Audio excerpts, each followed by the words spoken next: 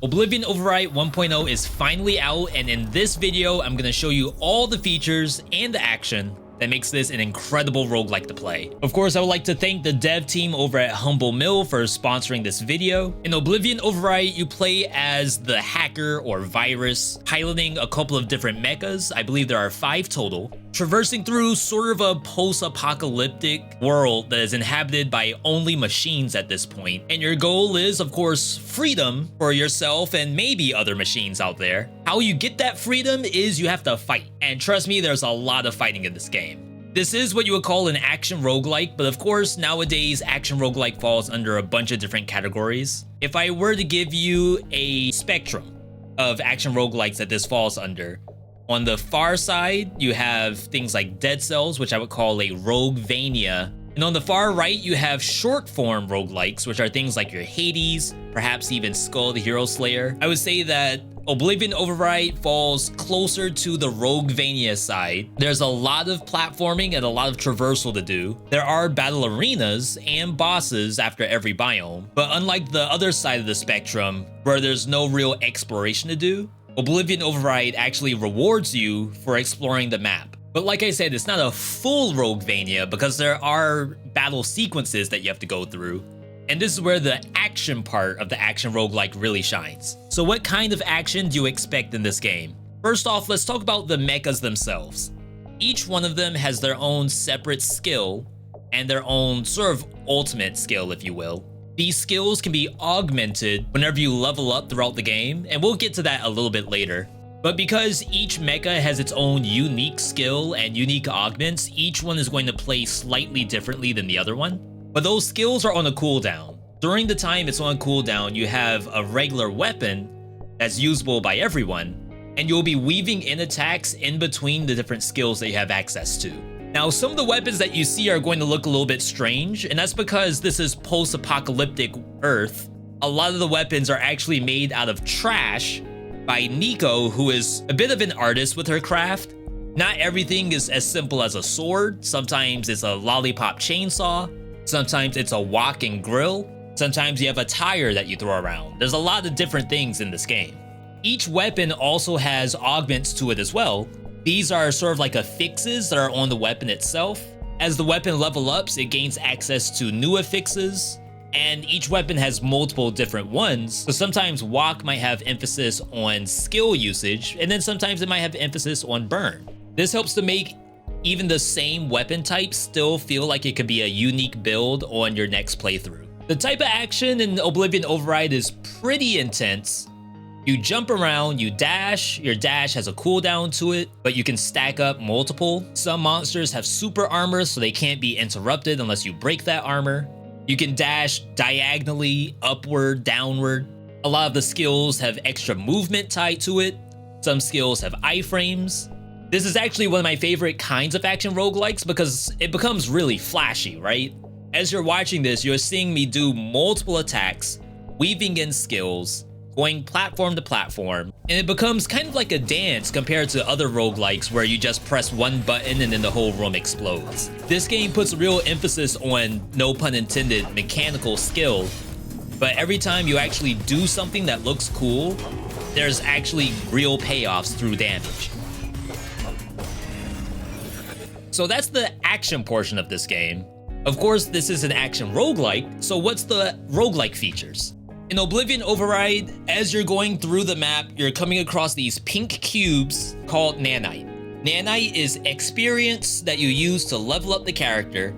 Once you have any amount of XP, because different augments have different costs to them, you can enter the level up screen and then choose your choice of one of 3 power-ups.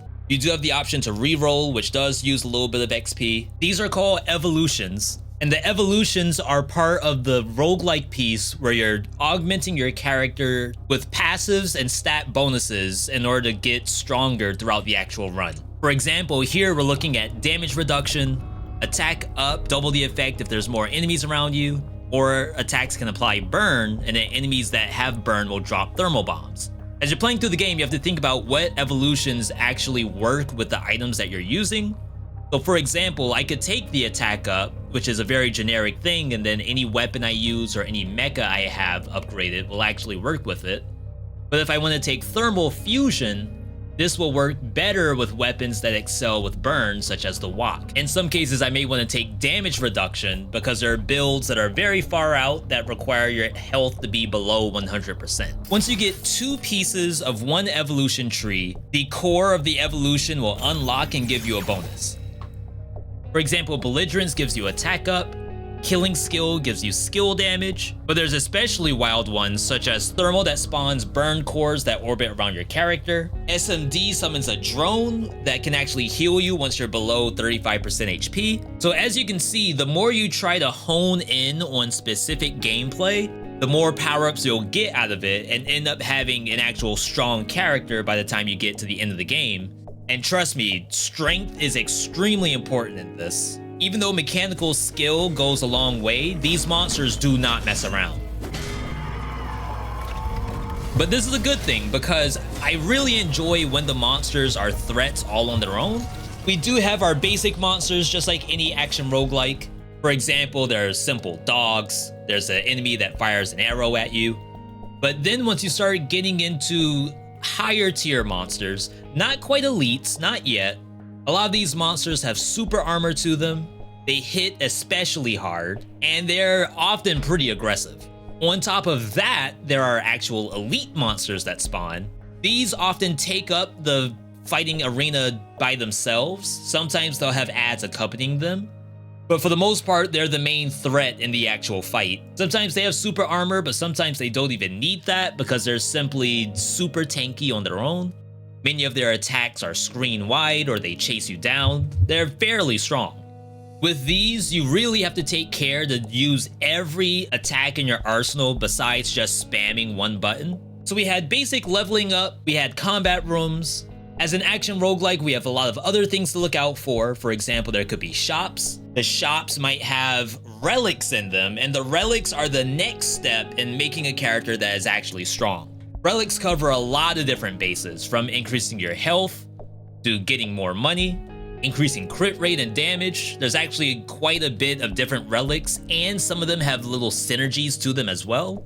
They'll often name a different relic in its description to tell you it'll do something extra if you have both. For the most part, any relic you see should be picked up because the relics are much more rare in this game compared to doing simple level ups and evolutions. Either way, it's still pretty important to clear the maps because there's so many different objectives that are on each individual level, as well as hidden secrets, money, experience, and more. To me, that's the whole point of these sort of Roguevania style games, is that exploration factor. Okay, so now that we've cleared the map, the next thing to do is to fight the boss that's at the end of the level. As you're playing through the game, you'll actually have access to more than one boss in the first and second biome. I'm not going to showcase all of them, that way you can get a little bit of a surprise once you pick up the game. But the bosses themselves are actually some of the best parts of this game. The music is extremely good, and the monsters themselves are no pushovers. As I said, the game does really well showcasing your own mechanical skill, making sure you do the dodges, making sure you're attacking in the air, using your skills whenever you can. The bosses can in fact kill you, so being able to do all this gameplay on top of it is actually super fun to me. Here's a little bit of an example of me clearing the first boss. I don't think this is hitless, but I'm pretty sure I have a lot of experience with this game, so it's gonna look pretty good.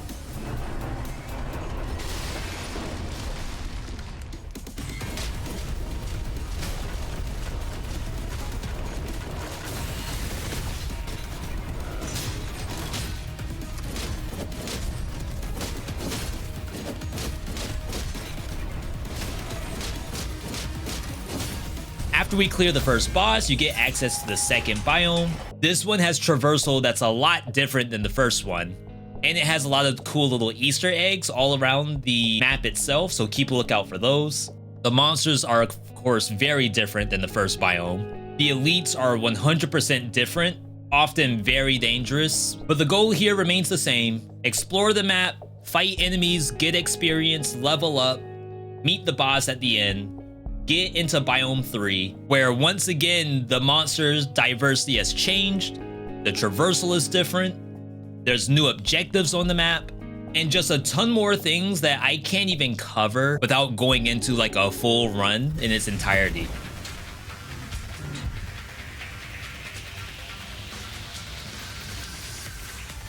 But here you have another boss to kill. This one is leaps and bounds more difficult than the other two before it. When I first started playing this game, I could never beat this boss without at least using a Death Defiance. So it's actually pretty cool to see how much I've learned over time on how to fight this thing.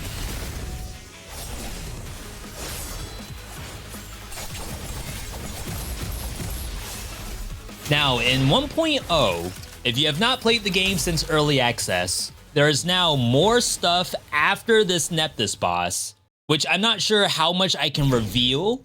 I can show you a little bit of the screen caps that the actual trailers provide, but this fourth biome is completely different than the others.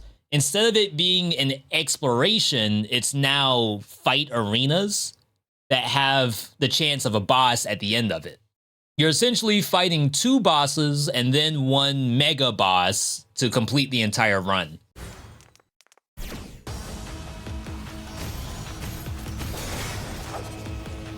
It's actually really cool, and it kind of showcases the art style of this dev team.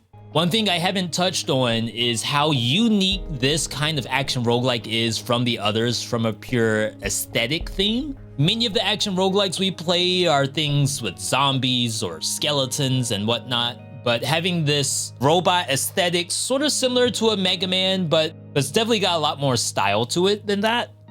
No offense to my Mega Man fans. There's a lot of attention to detail on the background, a lot of Easter eggs to find, as we said in Biome 2, but there's some all over this game, as a matter of fact. And of course, like many action roguelites out there, you may have died before you got to the final boss. So there needs to be some sort of level up mechanic once you get to the main area. As you're playing through the game, you're getting nanites of the green variety. You'll be spending these on 2 things. One is unlocking new mecha, and then the second is what we call a meta tree.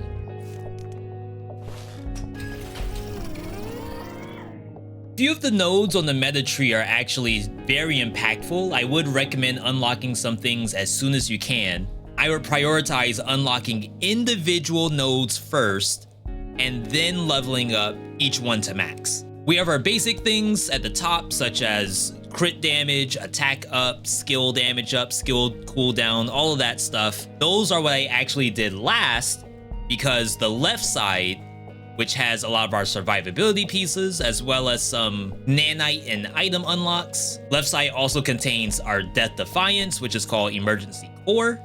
And then on the right side, we have things that are related to money, shops, hidden secrets, evolutions, and a few other special functions that only start to begin once you put a point in that node.